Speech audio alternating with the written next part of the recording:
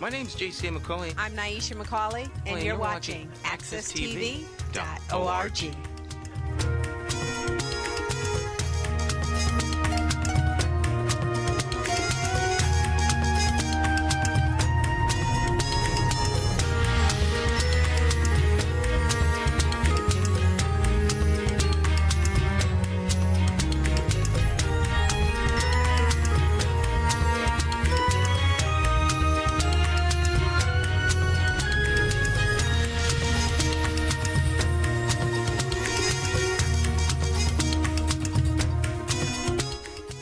Good morning, and welcome back to Miss Cleo's Storytelling Corner. I'm sorry I missed you on New Year's Day, but I hope you've had a wonderful week and a wonderful start of the new year. On New Year's morning, I woke up, and the television was really low. And I woke up to a tragedy, like most of us did, in New Orleans. And I'm just saying, what kind of New Year's could this be? And all day I listened to the news, well, part of the day anyway. I listened to the news, and they kept saying, we're not going to let terrorists define us. We are going to go on as usual. We are going to go on and do what we do every day. And I'm saying, we're not going to let terrorists define us. Yes, we're going to have that football game. We're going to do this. We're going to, celebrate New Year's. And I thought to myself, so I called a friend up and I said, did you hear about this tragedy? And he said, well, that could have happened anywhere. It could have happened here. It's just happened. Blah, blah, blah, blah. I felt no emotion, no sorrow. And I say, something's missing here. Because why do I feeling this? Nothing. Oh, well, it's just part of the world. And he went on to talk about, New Year's and what he was going to do and all of that. So I said, am I the crazy one? Thinking that somehow we ought to stop a minute here. There are all these people that have gone through this tragedy. Shouldn't we just stop a minute and just be silent and be quiet? And why are we making so much noise about going on? I didn't get it. I didn't get it. But I turned off the TV and I was silent for several hours. Thinking about those families that on a day that they should have been joyous were so quickly saddened by the loss of a loved one. So it really got to me, because it could have been one of my loved ones or one of your loved ones. So I was not too joyous on New Year's Day. And I didn't want to go on to the next thing right away. Yes, we want to go on. And we're going to go on and do what we do. But where was our silence? Where was our national silence? Couldn't we be quiet for a little while? So I didn't get it. So that's my New Year's. It's going to define my whole year, but it defined my moment. And I thought it should define a nation's moment. But I didn't hear that. Maybe I missed it. Maybe I turned off the TV too soon before I heard the silence, but I didn't feel that as a nation we were grieving all that much, and maybe that's my mistake. If it is, I'm sorry for it. But so I found this story in it's called the juniper tree, and I might have told it to you before, but I want to read you part of it. The juniper tree.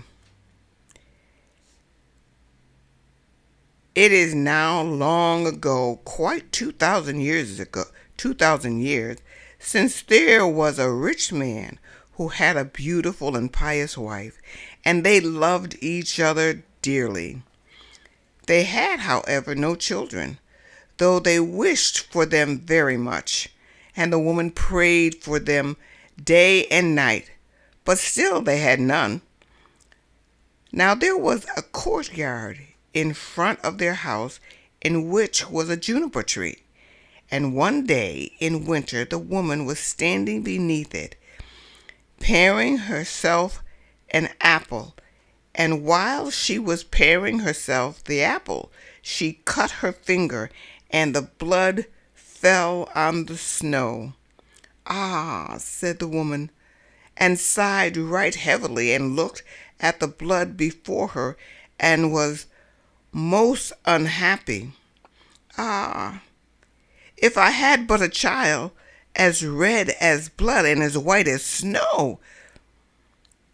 And while she thus spoke, she became quite happy in her mind, and felt just as if that were going to happen.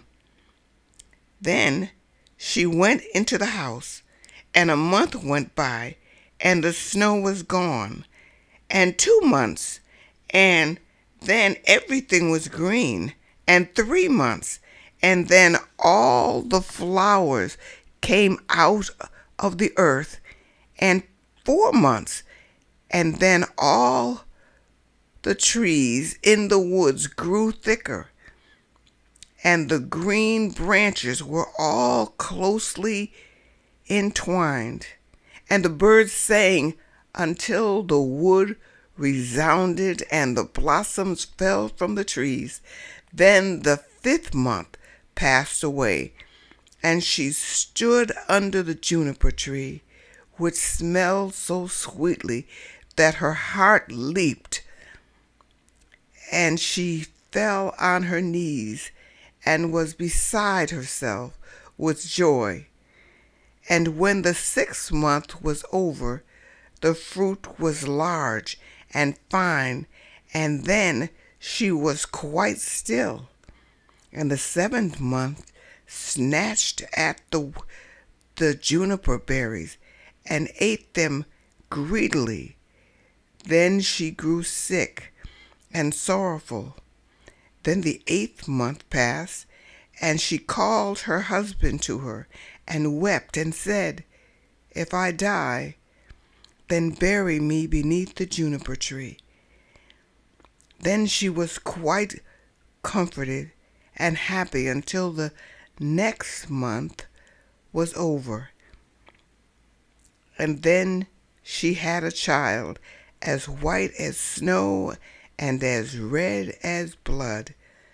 And when she beheld it, she was so delighted that she died. Then the husband buried her beneath the juniper tree, and he began to weep sorrowfully. After some time, he was more at ease, and though he still wept, he could bear it, and after some time longer, he took another wife. By the second wife, he had a daughter, but the first wife's child was a little boy, and he was as red as blood and as white as snow. When the woman looked at her daughter, she loved her very much, But when she looked at the little boy, and it seemed to cut her to the heart, for the thought came into her mind that he would always stand in her way, and she was forever thinking how she could get all the fortune for her daughter, and the evil one filled her mind with this till she was quite wroth with the little boy, and she pushed him from one corner to another, and slapped him here, and cuffed him there, until the poor child was in continual terror, for when he came out of school he had no peace in any place.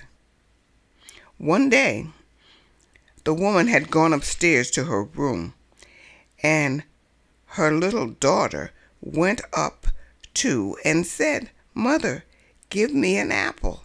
"Yes, my child," said the mother, and gave her a fine apple out of the chest. But the chest had a great heavy lid with a great sharp iron lock. "Mother," said the little daughter, "is brother not to have one?" This made the woman angry, but she said, "Yes, when he comes out of school." And when she saw from the window that he was coming, it was just as if the devil entered into her, and she snatched at the apple and took it away again from her daughter, and said, "You shall not have one before your brother." Then she threw the apple into the chest and shut it. Then the little boy came in at the door, and the devil made her say to him kindly, "My son, will you have an apple?" And she looked wickedly at him. "Mother," said the little boy, "how dreadful you look. Yes, give me an apple." Then it seemed to her as if she were forced to say to him, "Come with me." And she opened the lid of the chest and said, "Take out an apple for yourself." And while the little boy was stooping inside, the devil prompted her, and crash! She shut the lid down, and his head flew off and fell among the red apples. Then she was overwhelmed with terror, and thought, if I could but make them think that it was not done by me. So she went upstairs to her room, to her chest of drawers, and took a white handkerchief out of the top drawer, and set the head on the neck again, and folded the handkerchief so that nothing could be seen, and she set him on a chair in front of the door, and put the apple in his hand. After this, Marilynch came into the kitchen to her mother, who was standing by the fire with a pan of hot water before her, which she was constantly stirring. "Mother," said Marilynch, "brother is sitting at the door, and he looks quite white, and has an apple in his hand. I asked him to give me the apple, but he did not answer me, and I was quite frightened." "Go back to him," said her mother, "and if he will not answer you, give him a box on the ears." So Marilynch went to him and said, "Brother, give me the apple." But he was silent, and she gave him a box on the ears, whereupon his head fell off. Mary Lynch was terrified and began crying and screaming and running to her mother and said, "Alas, mother, I have knocked my brother's head off." And she wept and wept, could not be comforted. Mary Lynch said to her mother, "What have you done? But be quiet and let no one know it. It cannot be helped. It cannot be helped now. We will make him into black pudding." Then the mother took the little boy and chopped him in pieces, put him into a pan, and made him into black pudding. But Mary Lynch stood by weeping and weeping, and all her tears fell into the pan, and there was no need of any salt. Then the father came home and sat down to dinner and said, "But where is my son?" And the mother served up a great dish of black pudding, and Mary Lynch wept and could not leave off. Then the father again said, "But where is my son?" "Ah," said the mother, "he has gone across the country to his mother's great uncle. He will stay there a while. And what is he going to do there? He did not even say goodbye to me. Oh, he wanted to go and asked me if he might stay 6 weeks. He'll be well taken care of there." "Ah," said the man, "I feel so unhappy, lest all should not be right. He ought to have said goodbye to me." With that he began to eat and said, "Mary Lynch, why are you crying? Your brother will certainly come back." Then he said, "Ah, wife, how delicious this food is. Give me some more." And the more he ate, the more he wanted to have. And he said, "Give me some more. You shall have none of it. It seems to me as if it were all mine." And he ate and ate, threw all the bones into under the table, until he had finished the whole of it. But Mary Lynch went away to her chest of drawers and took her best silk handkerchief out of the bottom drawer and got all the bones from beneath the table and tied them up in her silk handkerchief and carried them outside the door, weeping, crying, tears of blood. Then she lay down under the juniper tree on the green grass, and after she had laid down there, she suddenly felt light-hearted and did not cry any more. Then the juniper tree began to stir itself, and the branches parted asunder and moved together again, just as if someone were rejoicing and clapping his hands.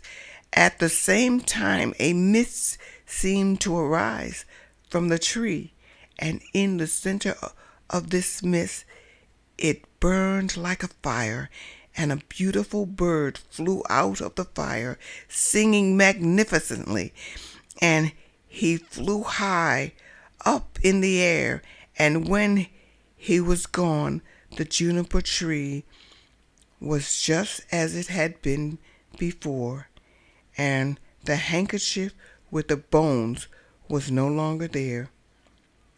Marlinshkin, however, was as gay and happy as if her brother was still alive, and she went merrily into the house and sat down to dinner and ate. But the bird flew away and lighted on a goldsmith's house, and began to sing. My mother, she killed me. My father, he ate me. My sister, little Marlinshkin, gathered together all my bones, tied them in a silken handkerchief, laid them beneath the juniper tree. Kiwat, Kiwat, what a beautiful bird am I.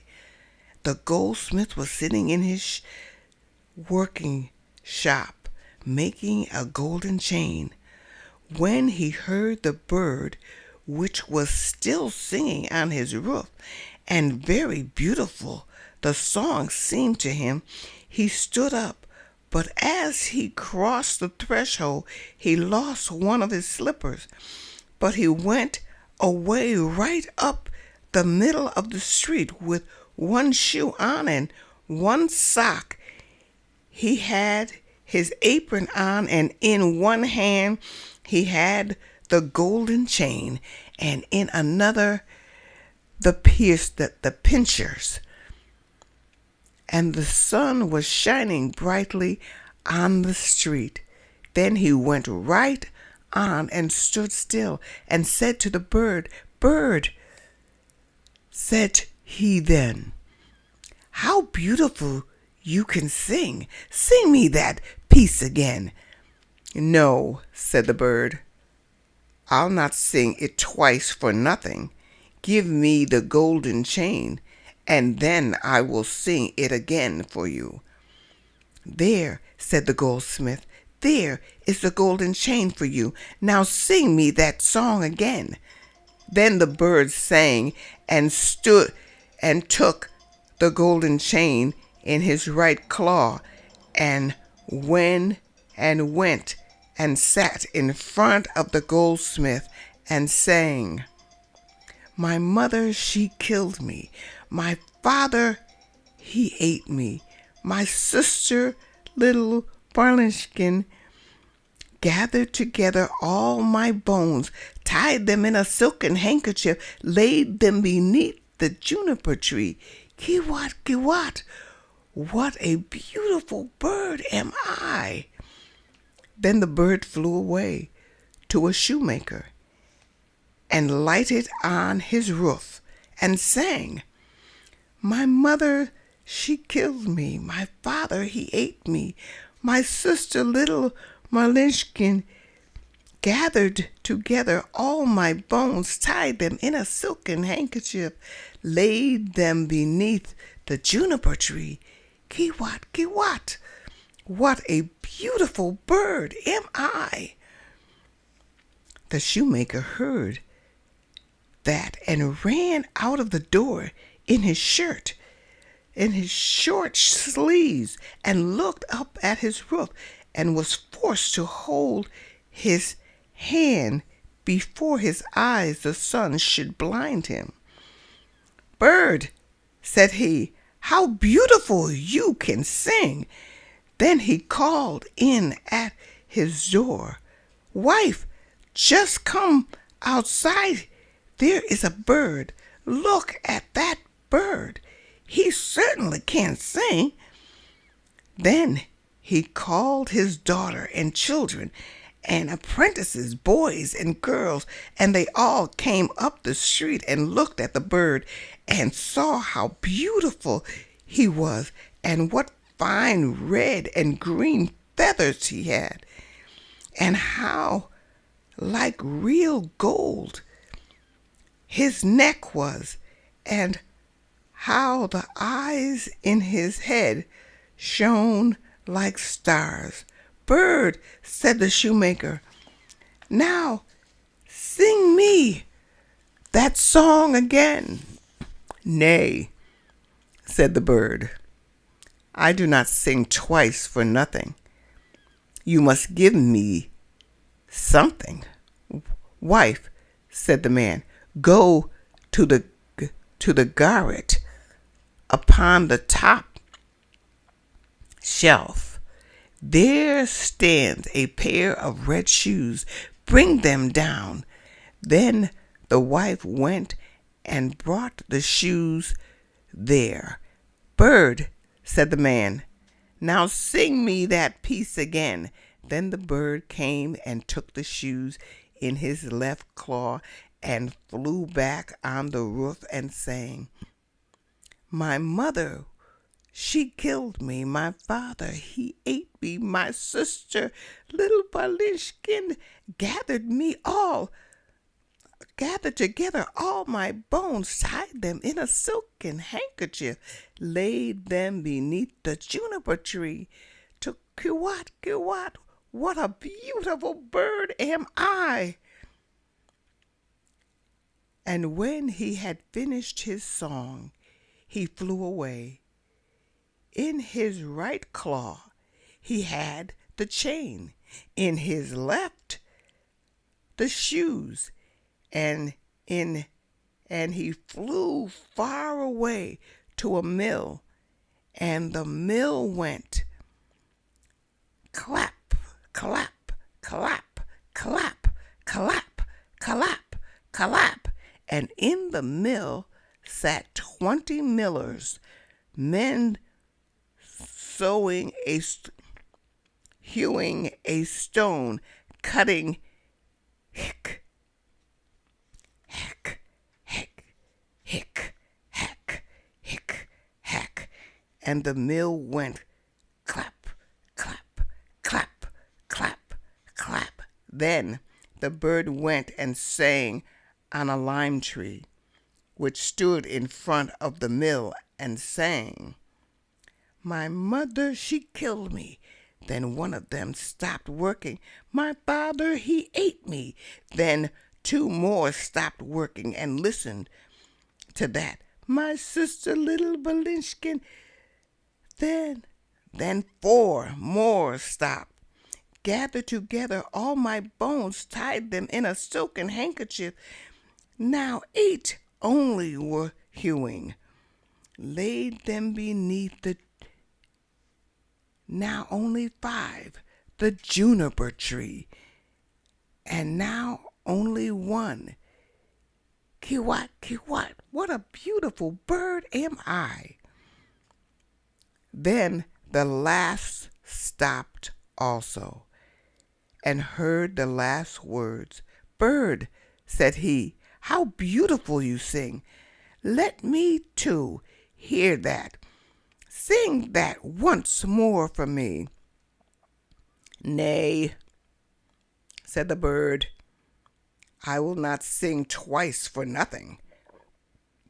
Give me the millstone, then I will sing again." "Yes," said he, "if it belonged to me only, you should have it." "Yes," said the others, "if he sings again, he shall have it." Then the bird came down, and the 20 millers all set to work with a beam and raised the stone up, and the bird stuck his neck through the hole and put the stone on as if it were a collar, and flew on to the tree again and sang, "My mother, she killed me. My father, he ate me. My sister, little Balinshkin, gathered together all my bones, tied them in a silken handkerchief, laid them beneath the juniper tree. Kiwat, kiwat, what a beautiful bird am I!" And then he went down singing. He spread his wings, and in his right claw he had the chain, and in his left the shoes, and around his neck the millstone, and he flew far away to his father's house. In the room sat the father, the mother, and Marlishkin at dinner, and the father said, "How light-hearted I feel! How happy I am!" "Nay," said the mother, "I feel so uneasy, just as if a heavy storm were coming. Marlinshkin, however, sat weeping and weeping, and then came the birds flying, and as it seated itself on the roof, and the father said, I feel so truly happy, and the sun is shining so beautifully outside. I feel just as if I were about to see some old friend. Nay, said the woman, I feel so anxious. My teeth chatter, and I seem to have fire in my veins. And she tore her stays open, but Malinska sat in the corner crying and held her plate before her eyes and cried till it was quite wet. Then the bird sat on the juniper tree and sang. We will stop there and have a little commercial, and we will be right back and tell you what happens next. I don't think you're going to be too surprised, but I hope you enjoy this. I hope you enjoy the ending. So we'll be right back. We all know smoking is harmful, right? But did you know that even after the smoke clears, the danger remains? This is called third-hand smoke. Third-hand smoke is the toxic residue left behind on surfaces like furniture, walls, or even clothes. These harmful chemicals can linger for days, weeks, or even months. Young children and pets are especially vulnerable. They can ingest these toxins simply by touching contaminated surfaces and then putting their hands or toys in their mouth. The best way to protect your loved ones? Make your home and car completely smoke-free. Remember, it's not just about the smoke you see, but the unseen toxins you leave behind. Protect your family from third-hand smoke. Choose a smoke-free environment.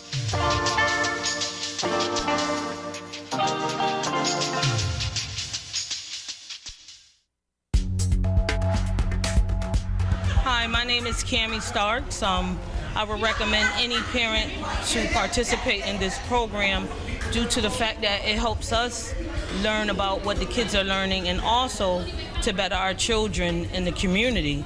And I just give thanks to those, Lucy, that recommended me to come to the program, and it's just been an honor and finding out the development of the children of the school systems that's very needed, and I just give thanks, and I ask that any parent, friends, family to participate, because it's very helpful to find out what's going on with the children and also to help the children, and I just give thanks.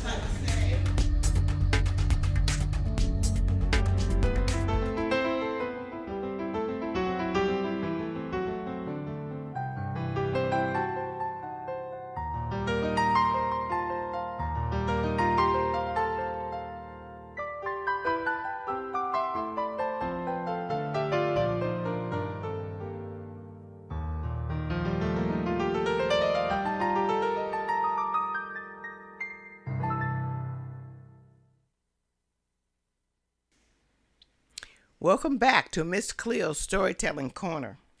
We're going to continue with our story, the juniper tree. Now, by this time, you can sing that song. Now, I don't have a tune for it, but you might have one. So when I'm saying it, you say it with me, because I know you know it by this time, because I've said it throughout the whole story. Okay? Now we've stopped where the father, the mother, and Marlinshkin, they're all sitting down to the table. The bird is flying over. The father, he's all of a sudden, he's so happy. He doesn't know why he's so happy, like he's about to see an old friend. And Marlinshkin, she's crying and she doesn't know quite what it is. And the mother, oh, she's anxious. Oh, she's on fire inside. She just knows something's going to happen. Oh, she is just very uncomfortable. Okay? So that's where we started. That's where we stopped.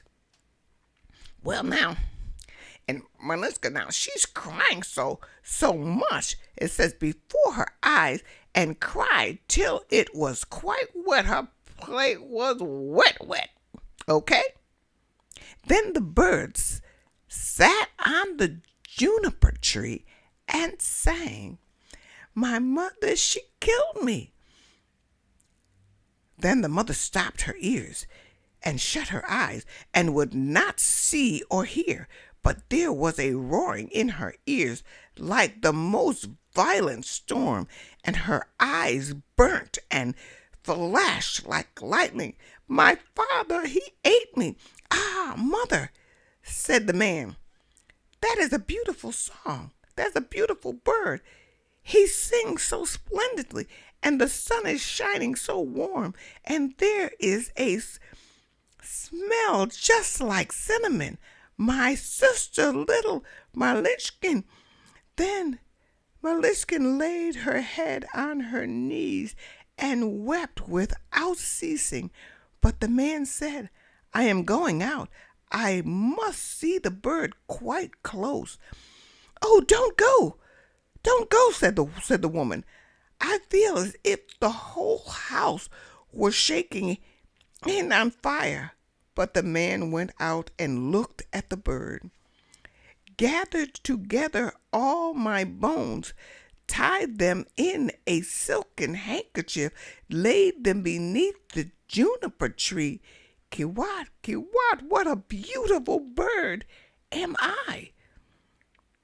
On this the bird let the golden chain fall, and it fell exactly around the man's neck, and so exactly around it that it fitted beautifully.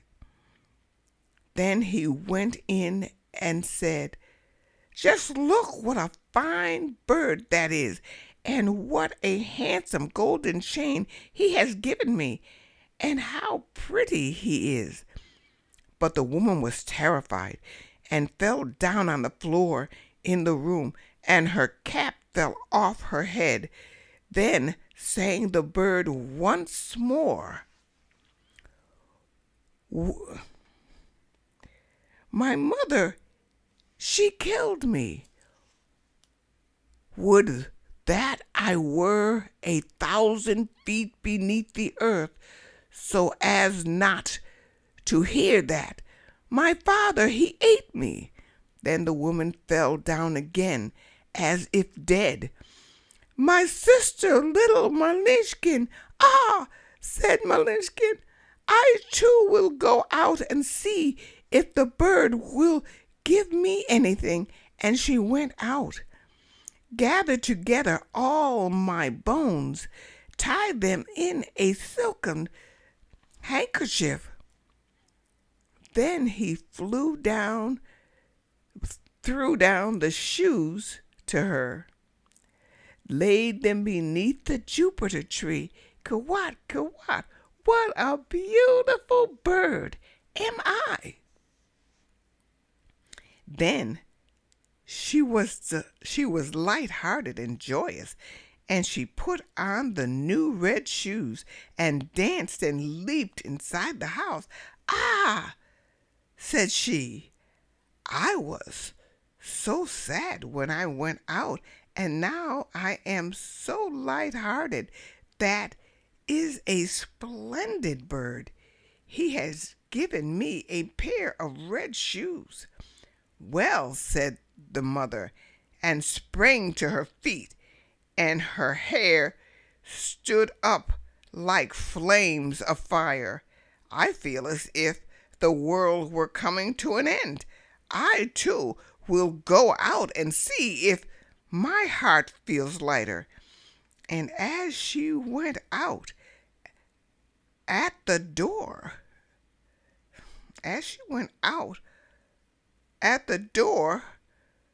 crash!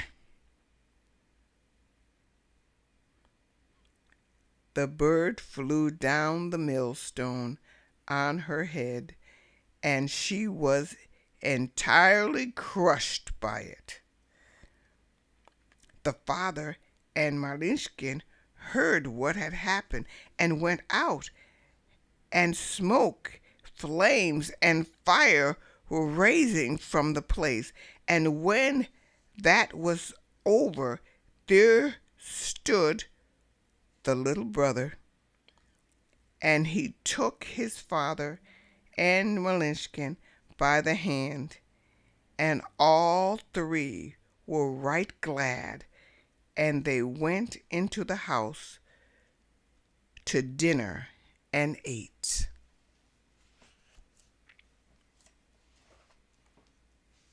Okay. That is a Grimm's fairy tale. Now, what's in that story? What's in that story? What are the parts of that story? Well, come on. There's what? Cruelty, child abuse. Come on, give me some more things. What? Why would they write this story? You know, I thought this story was, and I sang this song before, and it's biblical.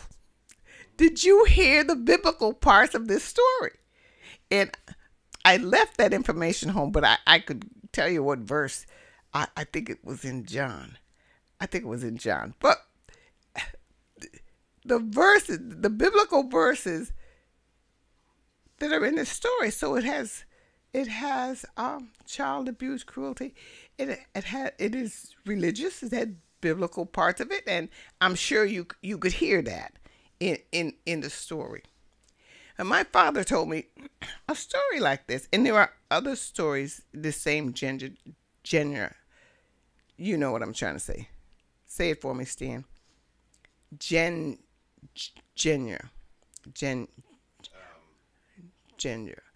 All right. Miss Cleo can't say the word, but some of you know it. Forgive me, okay? Genre. Thank you. And I don't really talk that way. You know, some people always say, "Oh, that's from that genre," and blah, blah, blah, blah. And I know what they're saying. I know what to tell, and I get into but I don't speak that way. You know, so it's sometimes my words get twisted, and sometimes in the story you could hear my words get twisted, but that's okay. It's because it's a story, and we're human beings, and we could do that. So in case you don't want to read a story because your words get twisted sometimes, that's all right. Keep on reading that story. Keep it. The next time you're gonna do it a little better. Don't worry about it. Okay. Anyway, my father told us this story, and it had a song to it. Only it was the girl who got killed in this story, and she went out to pick berries and something. And her mother followed to the wood and killed her and the brother, and you know, and I've told you this before. It's the only story my father ever told us, and we thought he made it up. He was taking us to my grandmother's house, and the three of us were in the car. My father didn't tell us the story, but he told us this. We hung on every word. My father told us this story only one time, and I never forgot this song. And I'm saying, where did Daddy get that story? And some of you might remember that I sang it to you. It's this way. Mama kill me, Papa eat me, poor little brother suck on the bone. And that was that story. And we listened to that story, and I thought he had made that whole thing up. But after I got grown and I started telling stories, I realized he didn't make up that story. There's a story he heard, probably sitting on a porch. Now, this is how I imagined it now. Sitting on the porch, listening to the old folks tell the children the story.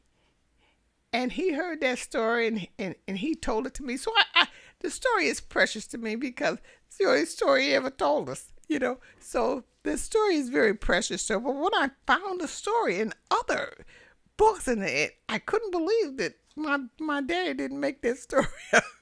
But who would write such a terrible story? But this story, my daddy didn't make it up. It really is a story in this gender. And I've seen other stories just like it. So I wanted to, 'cause when I wanted to do a storytelling, and I just said a storytelling, and then I thought, well, some of these adults may bring their children because it's storytelling. Because when we say storytelling, we think of children. But believe me, a lot of stories in this book, I would not tell my children. The way they are written. Disney changed them. He changed them a little too much sometimes.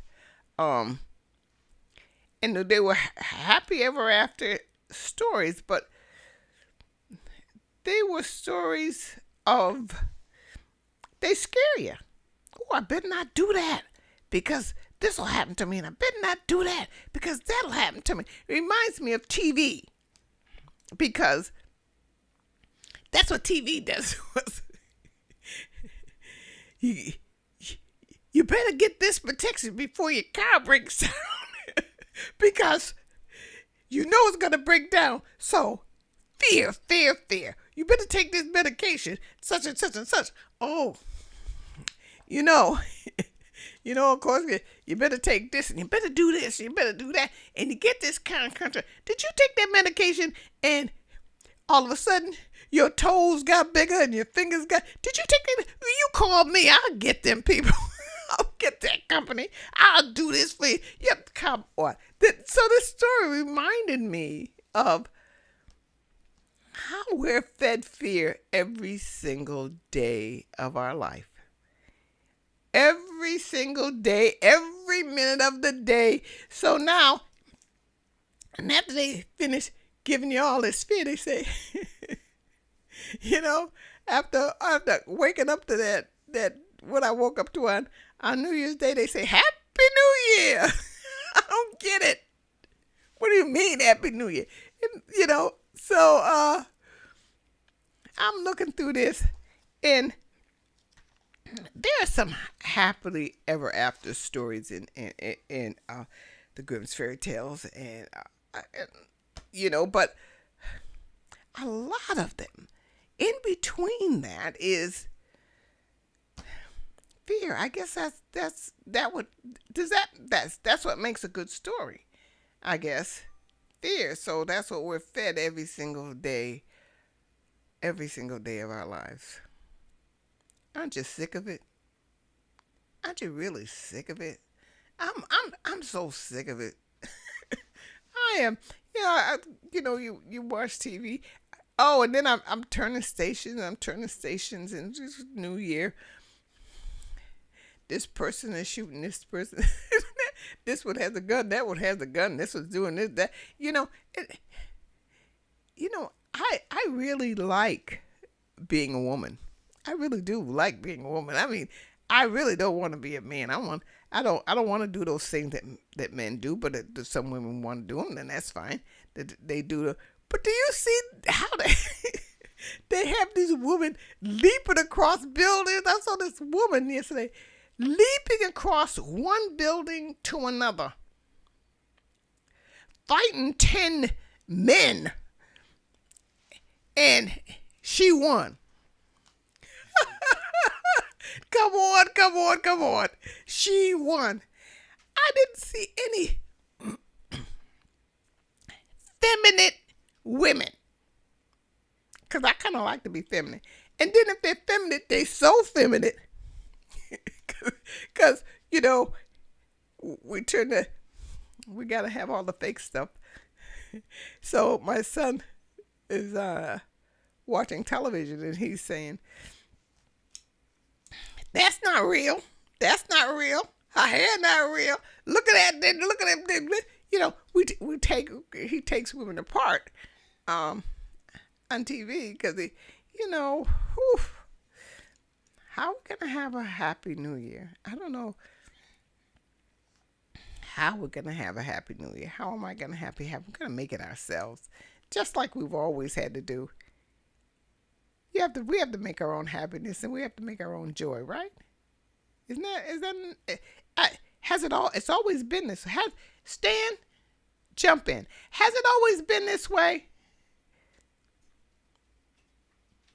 In terms of, Is it always been this way that you always really had to make your own happiness? You had to decide about joy. well, yeah. I mean, life is, at the end of the day, life is what you make it. Life is what you make it. Right. So you gotta. You're in charge of your own happiness. That's what I wanted to hear. Yeah. You're in charge of your own happiness. Right. Choose to be happy. Choose to be happy. Regardless of what's going on around you, choose to be happy. To be kind, to be giving. To love your neighbor. Choose that. My dream for you this year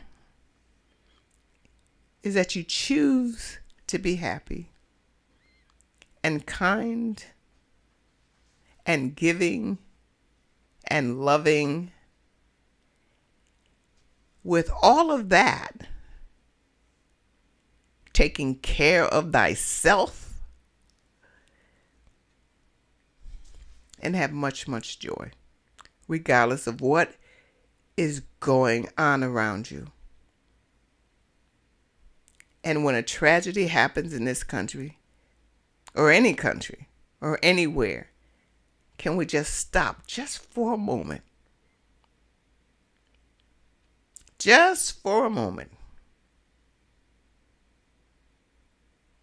And know that someone, somewhere, has lost a loved one or a friend.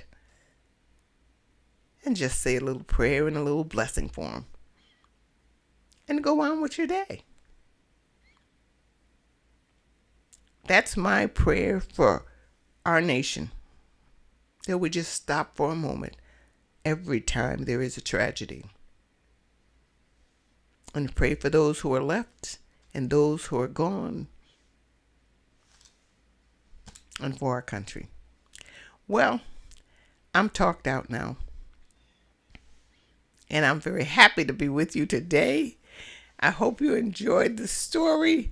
And I'll be back next week with another story. But I'm going to look up that verse about the juniper tree. And you could Google it and read it for yourself. So I'm saying, read a little, write a little, be kind. Read a little, write a little, dream big. Read a lot. I'll see you next week.